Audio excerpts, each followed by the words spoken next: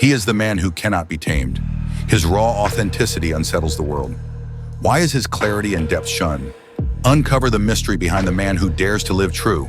The weight of clarity.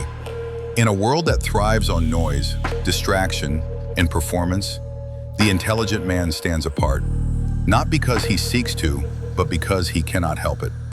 His mind, sharp and discerning, cuts through the illusions that others cling to for comfort. His silence, deliberate and heavy, unnerves those accustomed to constant chatter. His refusal to play along with shallow expectations makes him a mystery, and in a culture that equates predictability with safety, a mystery is a threat. Søren Kierkegaard, the Danish philosopher, once wrote, "The crowd is untruth." The intelligent man, by choosing his own path, defies the crowd, and in doing so, he becomes dangerous, not through aggression, but through his unrelenting commitment to truth. Why does this depth unsettle people? Why does the man who thinks deeply, who questions relentlessly, who refuses to conform, find himself misunderstood, avoided, or even feared, especially by women? It is not because he is unkind or cold, but because he is whole. His presence demands self-awareness, a quality most avoid. His clarity exposes the dissonance between what people say and what they feel. And in a world built on comfort rather than truth, this makes him an outsider. The threat of the unpredictable. Kierkegaard warned that most people demand freedom of speech to compensate for the freedom of thought they rarely use. The intelligent man, however, thinks. He sees through the scripts society hands out, scripts that dictate how men should act, love, and exist. He notices the transactional nature of modern relationships, where love is often a performance, a game of roles and rewards. He observes the subtle manipulations, the unspoken expectations, the way people wear masks to feel safe, and he refuses to play along. This refusal is what makes him dangerous, not because he seeks to harm, but because he cannot be controlled. He does not chase validation to feel masculine. He does not rely on flattery to be desired. He does not bend to emotional chaos or societal pressure. In a world where men are often taught to perform, provider, protector, charmer, he chooses instead to be present. And presence, raw and unfiltered, is rare. It is unsettling. It is often rejected before it is respected. Women in particular may withdraw from such a man, not out of malice, but out of discomfort. Modern culture conditions both men and women to expect certain dynamics in relationships: pursuit, emotional availability on demand, predictable responses. The intelligent man disrupts this. He does not chase, he observes. He does not flatter, he listens. He loves with a clarity that seeks revelation, not comfort. This clarity can feel like a spotlight, exposing insecurities or unexamined motives. It is not that women fear his intelligence itself, but that they cannot contain his autonomy. A man who is whole, who does not need external approval, challenges the very framework of a system built on emotional compliance. Kierkegaard's sickness unto death. Kierkegaard's philosophy offers a lens to understand this dynamic.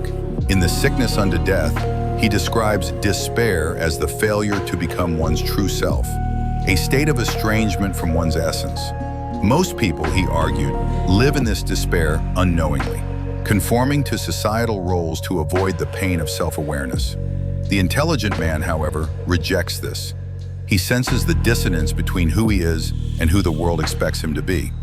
He refuses to apologize for his depth, to dim his insights, or to smile at what is shallow. This refusal is not arrogance, it is integrity.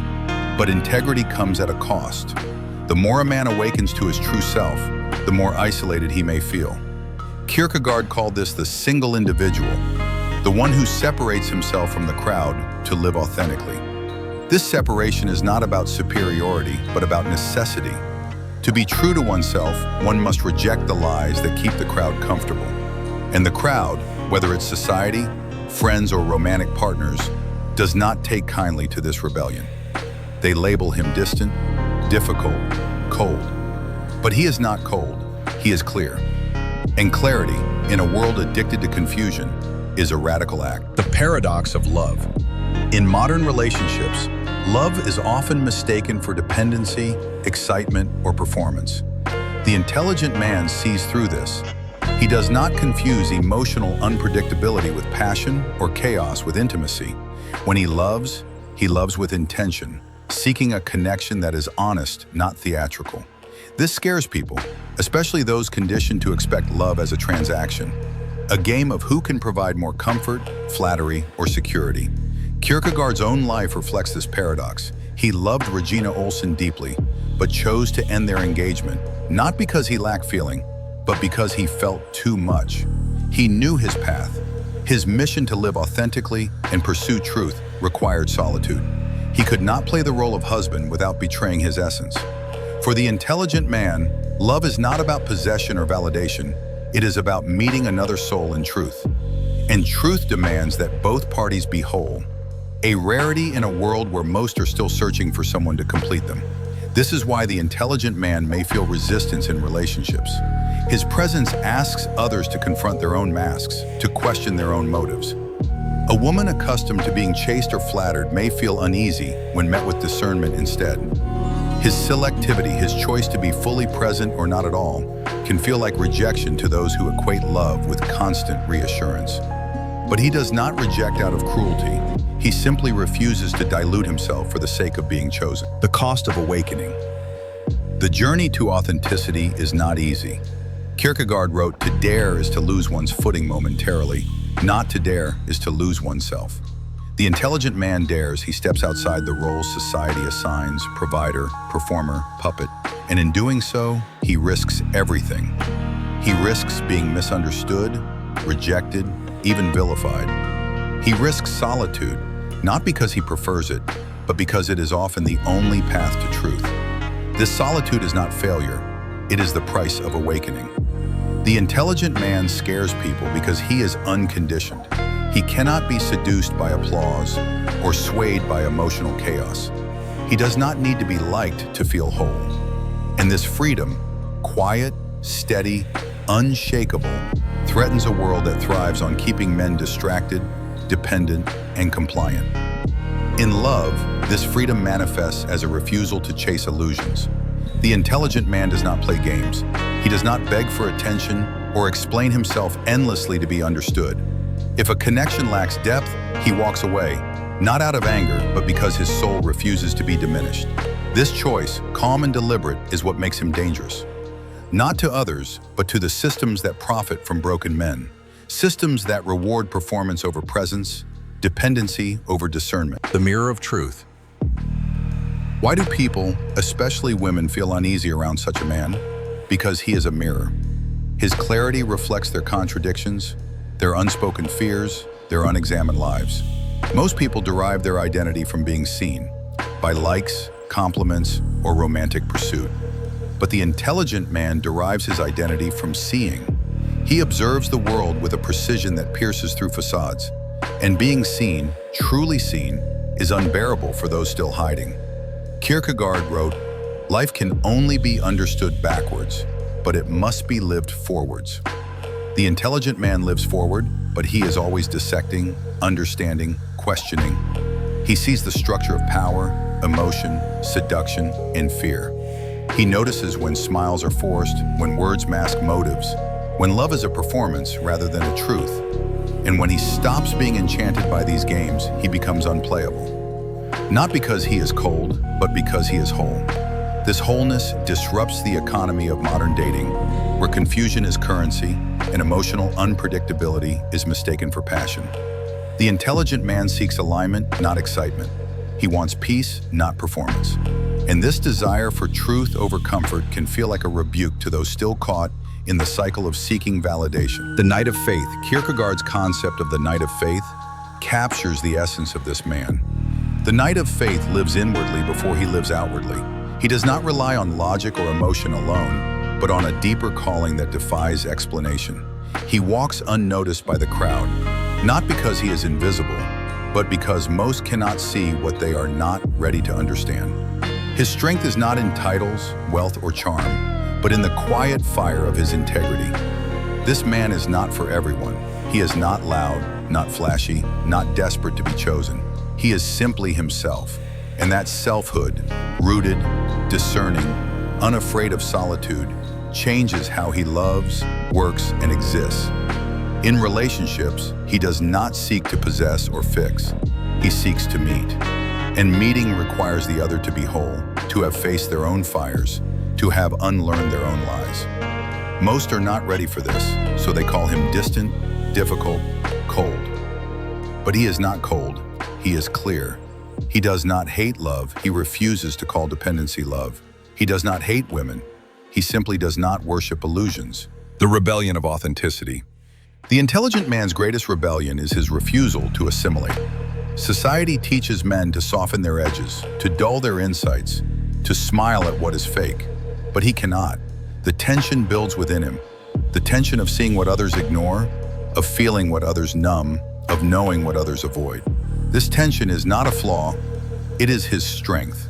It is the spark that drives him to become more than what the world expects.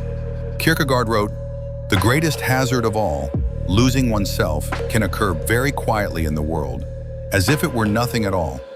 Most men lose themselves this way, slowly, silently, by trying to be palatable, charming, or acceptable. They trade their essence for approval, their depth for comfort. But the intelligent man feels the weight of this loss and refuses it. He chooses instead to face the storm of solitude, misunderstanding, and rejection. And in that choice, he begins to live. This life is not comfortable, but it is honest. It manifests in how he speaks with precision, not performance. In how he loves with clarity, not chaos. In how he walks away, not out of spite, but out of sovereignty. The world punishes this kind of man because he cannot be seduced by the crowd. He becomes a mirror, reflecting back the truths others avoid. And mirrors, when they do not flatter, are often shattered. The sacred pain of solitude. If you are reading this and feel the ache of being misunderstood, know that this pain is sacred. The loneliness you carry is not your enemy. It is your proving ground. It is where you learn to sit in silence, to observe without reacting, to love without losing yourself. It is where you become untouchable, not because you are cold, but because you are whole. Kierkegaard called this the dizziness of freedom. When a man stops seeking permission to be himself, he faces the terrifying reality that there is no map, no applause, no guarantee of being understood. There is only him, his truth, and the abyss between. Most men run from this abyss, filling their lives with distractions, relationships, or roles to avoid the silence. But the intelligent man makes a home in it. He endures the questions most never dare ask. Who am I without validation? Without work? Without someone to anchor me? These questions are not a curse. They are a calling. They lead to a freedom that cannot be bought, seduced, or broken. And when a man embodies this freedom, he becomes a force, a quiet, unshakable force that changes every room he enters, every heart he touches, every life he intersects. Love as truth. In love, the intelligent man does not seek to possess or impress. He seeks to see. And seeing, truly seeing, is rare. It pierces through vanity, ego, and performance. It demands presence, not flattery. It demands truth, not comfort. And truth, as Kierkegaard knew, is a fire. It burns away illusions, leaving only what is real. Most are not ready for this fire. They prefer the warmth of familiarity, the safety of roles, the thrill of chaos. But the intelligent man cannot settle for this. He wants love that is holy, not hormonal. He wants a connection that mirrors his depth, not one that distracts from it. This is why he may walk alone, not because he is incapable of love, but because he is unwilling to betray himself for it. He longs for intimacy, but not at the cost of his integrity. He desires connection, but not if it means performing for approval. And if no one meets him in that space of truth, he will keep walking, whole, steady, and unafraid. The man you are becoming, if you feel the weight of this path, the sting of rejection, the ache of solitude, the exhaustion of seeing what others ignore, know that you are not broken. You are becoming. You are becoming the man Kierkegaard envisioned, the single individual, the knight of faith, the one who dares to live authentically in a world that rewards imitation, This journey will cost you. It will strip you of comfort, popularity, and even love. But it will give you something far greater: selfhood, sovereignty, sanity. You will stop searching for someone to complete you because you will no longer feel incomplete. You will stop chasing shadows because you have found your own light. And that light, quiet as it may seem, will speak louder than any performance ever could. To the man reading this, you are not too much. You are not too quiet, too deep, too intense. You are too real for a world that thrives on illusion. And the more real you become, the lonelier it may feel, but the more powerful you will be. Because true power comes not from charm or applause, but from the refusal to abandon yourself. Kierkegaard wrote, "What I really lack is to be clear in my mind what I am to do, not what I must know." Your transformation is not about knowing more, but about becoming more. Becoming a man who is no longer defined by the world's expectations, but by his eternal commitment to truth. So keep walking, keep questioning, keep choosing yourself. The world may not clap, but it will never forget you, because a man who cannot be moved by lies is a man who changes everything.